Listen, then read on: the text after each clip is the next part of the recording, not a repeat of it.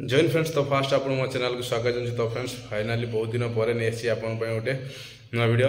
तो फ्रेंड्स आज वीडियो रे यह अच्छी जे आप जानते जे 24 तारीख मैंने गत काली आपणकर आईआर ओएसपी और एसआई बा पीएमटी रो एज रिलैक्सेशन हियरिंग थिला जोटा कि आप जानते आईआर ओएसपी कौन होता ना तार जो पोस्ट थिला तार जॉइनिंग डेट आपको दे देता जमीक आपंकर जॉइनिंग डेट थिला 17 तारीख थिला। तो किसी पिला एज चल जेहेतु 2018 पर आईआर ओएसपी रो वैकेंसी आसी नथिला। तो बहुत सारा पिलांकर एज चली जाइथिला जहाँफल कौन होती ना बहुत सारा पिला केस करथिला जे सेमानकु एज रिलैक्सेशन दिया जाऊ। तो किसी दिन पर एज रिलैक्सेशन मिलता किंतु एज रिलैक्सेशन जो पिला मिलता तो से कौन होती ना से रेजल्ट डिक्लेयर है ना जहाँफल कि पुणी से केस करते। तो जेहेतु जॉइनिंग डेट पाखे आसला तेणु हाईकोर्ट कौन कले ना से स्टे ऑर्डर देते जहाँफल कि जो मनकर जॉब हो सारी जो मनकर एज अच्छी तो से जॉइनिंग करना। तो जेहेतु स्टे रही तो जो पिला शुणाणी थिला गत काली जोटा कि 24 मार्च थिला। तो कौन है ना से मतलब काली कौन समाधान है ना। तो जदि तो आप जानते जो जज रही तो तांकर भी जब सरी आसूँ तेणु से डेट देले नहीं तेणु काली एजी उपस्थित नथिले जहाँफल कि कौन है ना काली हियरिंग हो पारा ना। तो वीडियो कॉन्फ्रेंस होता किंतु तो जोटा कि अधिक दिन डिले न करिकी तो आज 25 मार्च आज आपंकर शुणाणी रही।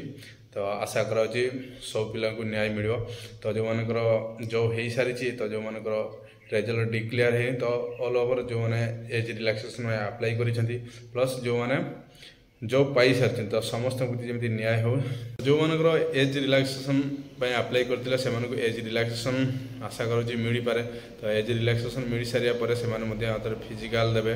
तो फिजिकाल सिलेक्शन है तो पुणी कौन हम ता पुणी अथरे कोर्ट डिसाइड कर। तेणु आज आपंकर शुणा रही 25 मार्च रे।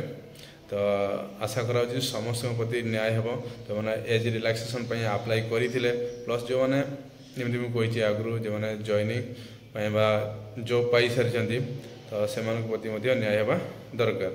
आप जानते 2018 पर आपंकर वैकेंसी आसी नाला कोविड-19 आसीगला। तो कोरोना पर आपंकर जॉब वैकेंसी आसी नाला। तो जो मैंने भी केस करिसेंती तो तांको हिसाब से ठीक करिसेंती एवं जो मनकर एज रही एज अच्छी जॉब पाई तो से न्याय दरकार।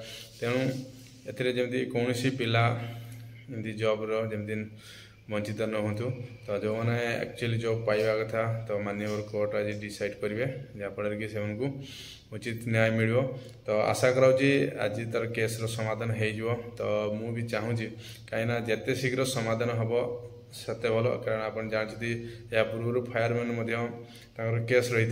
तो केस शुणाणी हो हो मिनिमम जॉइनिंग पूर्व वर्षे होगला। तेणु अधिक दिन रखा भल नुह। तेणु जिते शीघ्र जॉब पाए पिला सेते भल।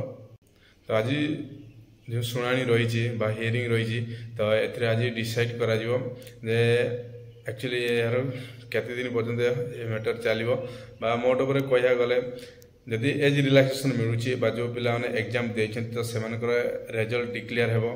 तो डिक्लेयर है जदि आपंकर फिजिकाल जदि कट ऑफ जाती से पिलांकर रेजल्ट आसे से मार्क रखी था तो फिजिकाल कर फिजिकाल कर सारापर तो पुणी फाइनाल मेरिट लिस्ट जमी बाहरी सारी जो पिला सिलेक्शन होती तो से आपंकर मार्क जीव रखिथे फिजिकाल क्वालिफाई करेंगे ताहले से जॉब दे पारती।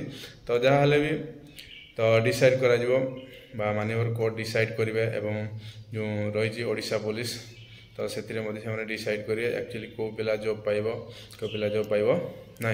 तो मोड उपर कह गले जदि एज रिलैक्सेशन मिले एज रिलैक्सेशन मिला आप एग्जाम देती तो रिटन एग्जाम देती तो आप जानते गोटे फिजिकाल कट ऑफ मार्क जाता फिजिकाल कट ऑफ मार्क तो जदि पिला रखिथे एवं फिजिकाल क्वालिफाई कलापर से डिसाइड करा तो जोटा कि आज ही तो डिसाइड हम ଯେ ଏଜ୍ ରିଲାକ୍ସେସନ୍ ମିଳିବ ନ ମିଳିବ ତ ପୁଣି ଆପଣଙ୍କୁ ଜଏନିଂ କେବେ ମିଳିବ ତାହା ମଧ୍ୟ ଆଜି ଡିସାଇଡ଼୍ କରାଯିବ। ତ ଫ୍ରେଣ୍ଡସ୍ ଆଜି ପାଇଁ ଏତିକି, ପୁଣି ଦେଖା ହେବ ନେକ୍ସଟ ଭିଡ଼ିଓରେ। ଜୟ